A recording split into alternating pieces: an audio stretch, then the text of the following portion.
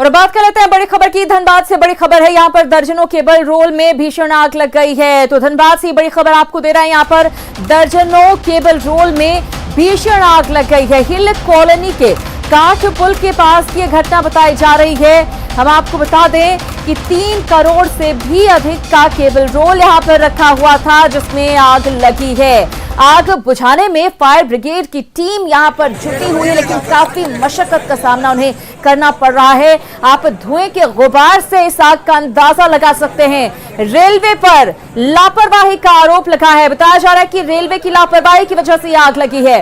घटनास्थल के आसपास रेलवे ट्रेनिंग स्कूल है, आरपीएफ कार्यालय है और रनिंग रूम के साथ दर्जनों रेल कर्मचारियों के आवास भी हैं। आप अंदाजा लगाइए कि अगर ये आग फैल जाएगी तो कितना बड़ा नुकसान हो सकता है, कितने लोग इसके जद में आ सकते थे अगर समय रहते इस पर काबू नहीं पाया जाता।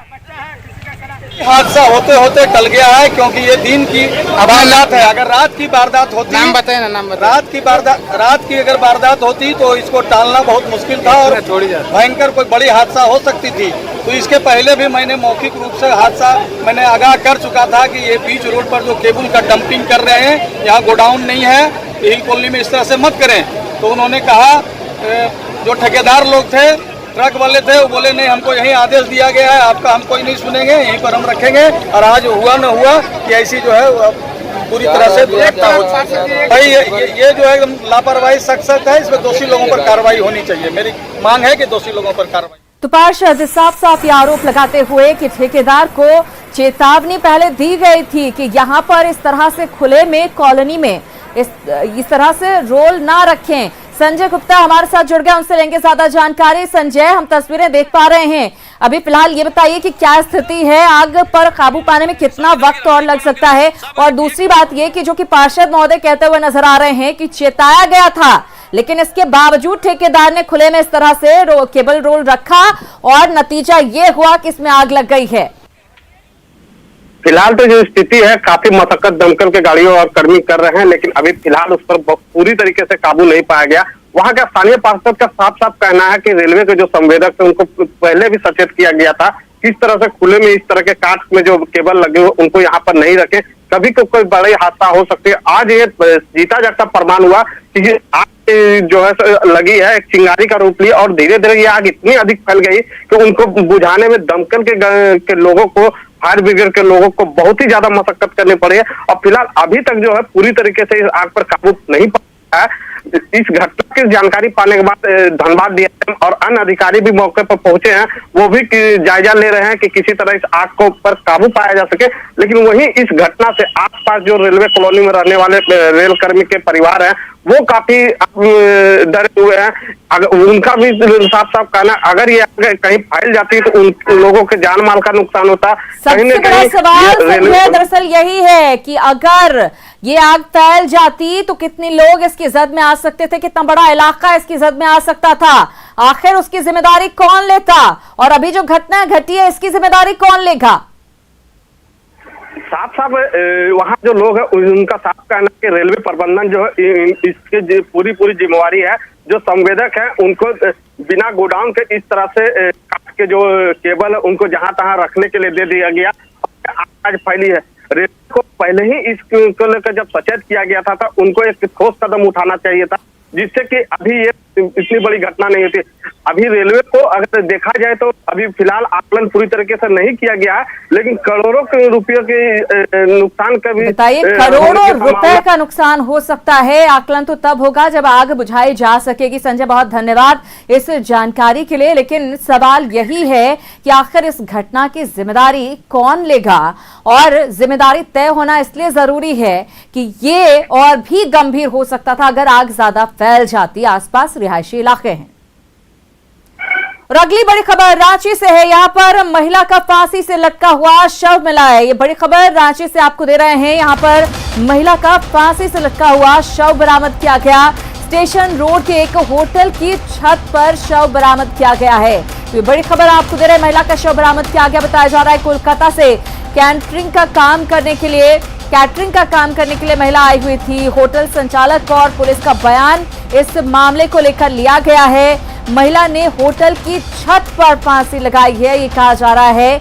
और गुरुवार को दरअसल कोलकाता से रांची महिला आई। बहुत सारे सवाल खड़े हो रहे हैं कि आखिर जब ये कैटरिंग का काम करने के लिए महिला यहां पर आई थी तो इस तरह से फांसी लगाने की क्या मजबूरी आई होगी? ये आत्महत्या है या फिर किसी ने इसको अंजाम दिया है, किसी ने हत्या की है?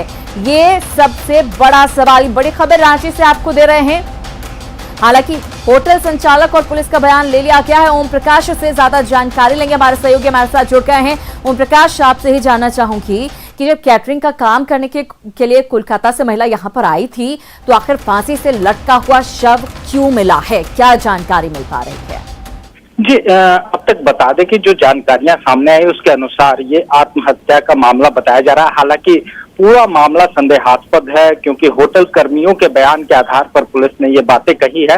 हालांकि पुलिस का कहना है कि पोस्टमार्टम रिपोर्ट आने के बाद ही पूरे मामले का खुलासा हो पाएगा। आपको बताना ये भी चाहेंगे कि पिछले दिनों भी कुछ इस तरह की वारदातें जो सूचनाएं थी वो स्पेशल ब्रांच के द्वारा भी, खुफिया विभाग के द्वारा दी गई थी कि कई लड़कियां जो हैं बंगाल के रास्ते रांची आने वाली हैं जिन्हें सेक्स वर्क के काम में लगाया जाएगा। हो सकता है कि इससे भी जुड़ा हुआ मामला हो, लेकिन फिलहाल मामले की तफ्तीश के बाद ही और पोस्टमार्टम रिपोर्ट के आने के बाद ही इस पूरे मामले का खुलासा हो पाएगा। और पुलिस फिलहाल मामले की तफ्तीश की बात कह रही है। बिल्कुल, बहुत धन्यवाद ओम प्रकाश। आप इस मामले की तफ्तीश पर भी नजर बनाए रखें। आगे के बुलेटिन्स में अपडेट हम अपने दर्शकों तक पहुंचाते रहेंगे, लेकिन कई सारे सवाल जरूर उठ रहे हैं जिस तरह से महिला का शव फांसी से लटका हुआ मिला है। और अगली बड़ी खबर भी रांची से ही है। ये बड़ी खबर आपको दे रहे हैं, यहाँ पर पिता ने बच्चे को पटक पटक कर मार डाला। तो ये बहुत ही दुखद खबर। पत्नी की गोद से छीनकर पिता ने बच्चे को पटक कर मार डाला। 3.5 महीने की दूधमुहे बच्चे की हत्या खुद उसके बाप ने कर दी है। नशे की हालत में इस वारदात को पिता ने अंजाम दिया है। हत्या के बाद आरोपी रोपना उड़ाव फरार बताया जा रहा है। नगरी थाना इलाके की घटना बताई जा रही है। ओम प्रकाश हमारे साथ जुड़े हुए हैं।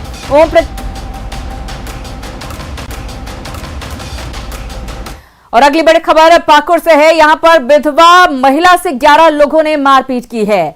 तो हम आपको बता दें कि पाकुड़ से ये बड़ी खबर दे रहे हैं। विधवा महिला से 11 लोगों ने मारपीट की है।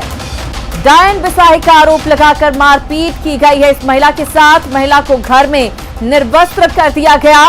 पीएम आवास योजना के 10,000 रुपए भी ले लिए गए उससे। साथ ही महिला से चांदी का हार उससे छीन लिया गया। पुलिस ने इसे लेकर मामला दर्ज कर लिया है, लेकिन सवाल यही कि आखिर कौन है ये दबंग और महिला से इस तरह का बर्ताव करने का हक किसी को किसने दे दिया है? विधवा महिला से 11 लोगों ने मारपीट की और लूट लिया सामान जो भी था महिला के पास। जो पैसा उसको मिला था पीएम आवास योजना के तहत 10,000 रुपए जो मिले थे वो छीन लिया गया। साथ ही उसके पास एक चांदी का हार था वो भी उससे छीन लिया गया है। तो डायन बिसाही के मामले थमने का नाम नहीं ले रहे हैं। पहले भी ऐसे मामले सामने आते रहे हैं।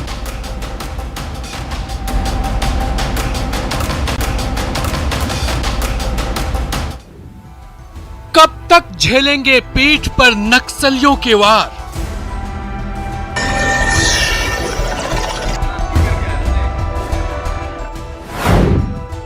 कब तक प्रॉक्सी वार में जान गंवाएंगे जवान?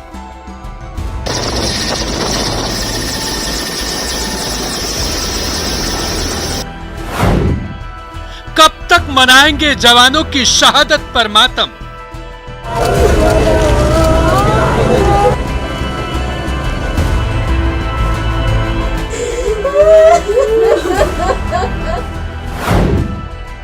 कब तक नक्सलियों पर अंतिम प्रहार का इंतजार?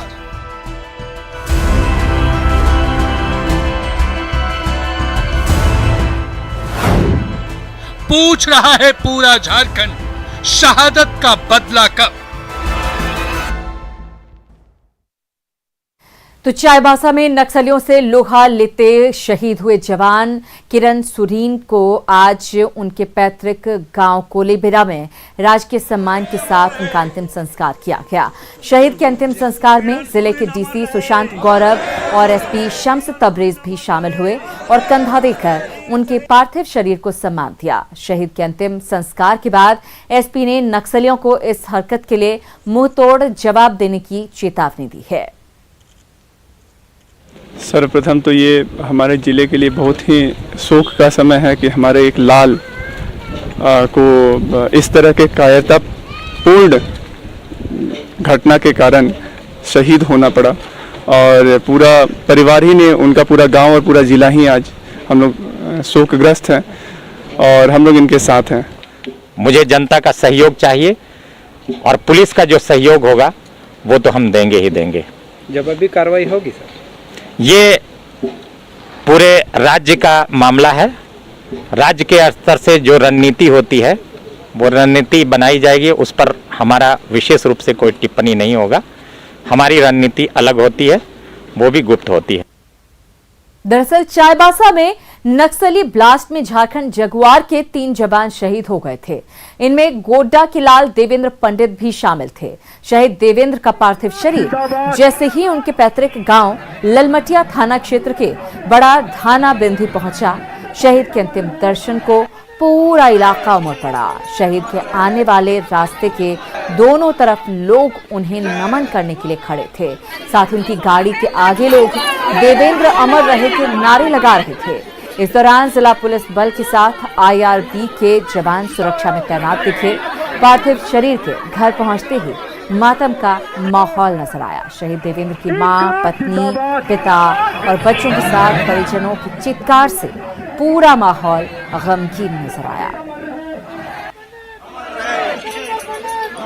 वहीं चाईबासा में शहीद जवान हरिद्वार शाह के पार्थिव शरीर का भी आज उनके पैतृक गांव लहर बंजारी में राजकीय सम्मान के साथ अंतिम संस्कार किया गया। इससे पहले उनके अंतिम दर्शन के लिए हजारों लोगों की भीड़ लहर बंजारा गांव में उमड़ पड़ी।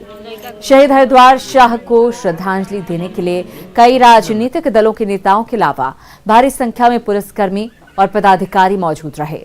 अधिकारियों ने शहीद के परिजनों को सभी संभव मदद दिलाने का भरोसा दिलाया है। परिवार के लिए हम लोग पूरा पुलिस प्रशासन उनके साथ है और हमेशा रहेगा। किसी भी तरह से वे हमारे परिवार के सदस्य हैं और हम उनके हर मुसीबत में उनके साथ खड़े हैं। हमारे वरीय पदाधिकारियों का भी यही दिशा निर्देशन है और हम लोग हमेशा इन लोगों के लिए किसी भी समय उपलब्ध हैं। इसके पूर्व की जो सरकार थी उस सरकार में लोगों ने अमन चैन की जिंदगी जीना प्रारंभ कर दिया था, लेकिन अभी जैसे ही सरकार बदली है देखने को मिलता है कि हर लोग जो है दुखी हैं, बड़ी बड़ी घटनाएं हो जा रही हैं। कुछ और खबरों की बात करते हैं। झारखंड विधानसभा में आज भी हंगामे का दौर जारी है। हंगामे की वजह से सदन की कार्यवाही में बार बार बाधा आई और आखिरकार सदन की कार्यवाही दोपहर 2 बजे तक के लिए स्थगित की गई। हम आपको बता दें कि कई मुद्दों पर, अलग अलग मुद्दों पर विपक्ष ने भारी हंगामा किया। कार्यस्थगन प्रस्ताव के नामंजूर होने पर विपक्षी सदस्यों ने नाराजगी जाहिर की। विधानसभा अध्यक्ष ने सभी प्रस्तावों को दरअसल नकार दिया, जिसकी वजह से सदस्य नाराज थे। नक्सलवाद पर भानु प्रताप शाही ने, अपराध पर मनीष जायसवाल ने, अवैध भूमि निबंधन पर अनंत ओझा ने, पूजा हत्याकांड पर अमित मंडल ने और कानून व्यवस्था पर विरंची नारायण का कार्यस्थगन प्रस्ताव लाया गया। लेकिन विधानसभा अध्यक्ष ने सभी कार्यस्थगन प्रस्तावों को खारिज कर दिया, जिसके बाद विपक्षी सदस्य वेल में आ गए और हंगामा करने लगे। ये परंपरा भी रहा अध्यक्ष महोदय इस विधानसभा का।